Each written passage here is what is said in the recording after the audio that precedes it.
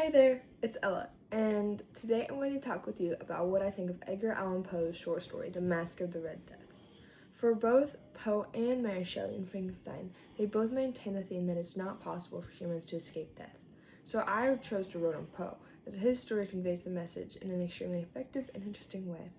I'll be explaining two ways Poe uses literary elements, specifically symbolism and setting, to show that death is inescapable.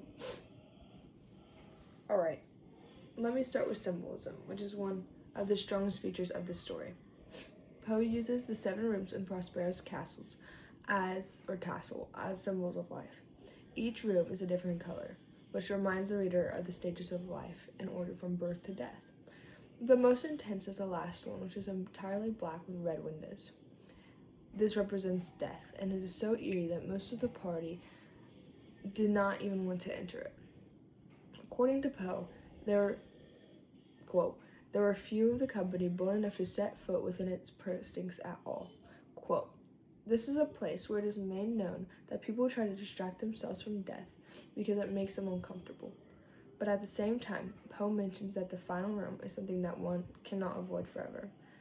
The character of the Red Death appears in that room, indicating that death is the last stage of life and no one is exempted from it. Another successful example that Poe uses is the black clock. Every hour the clock chimed on the hour and everything stopped, which made the people nervous. This shows that time is persistent and it continuously brings people closer to death. You cannot escape it.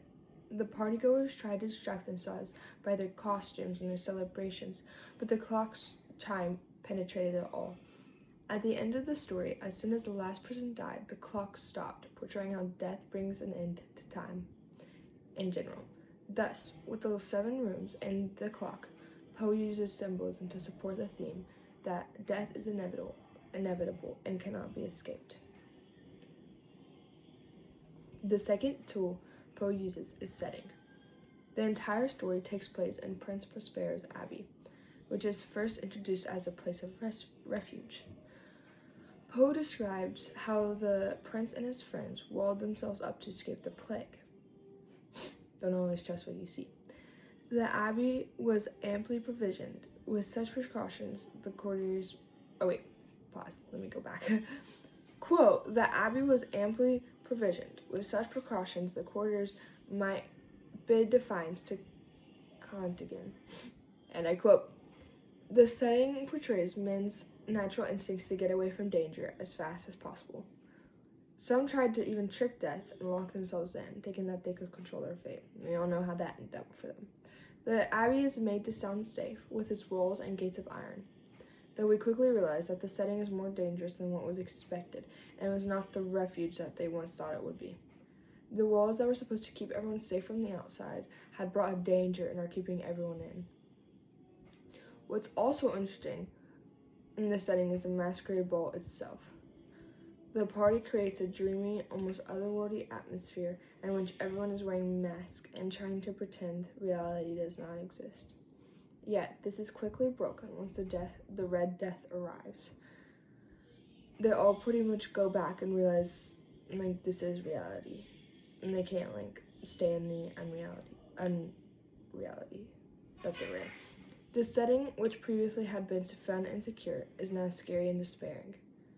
Poe shows that no matter how safe or secure a place looks or you feel, death is always lurking and can always find its way to you.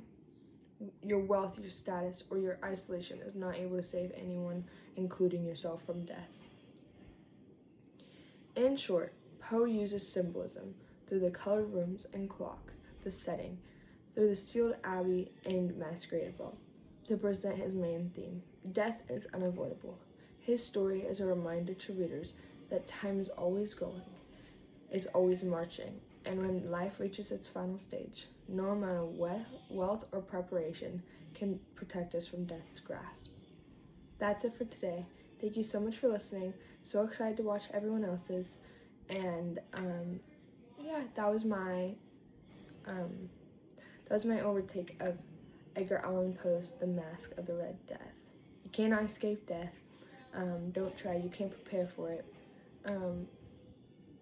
That was pretty much it. Alright, thank you guys for listening, and that's it. Bye!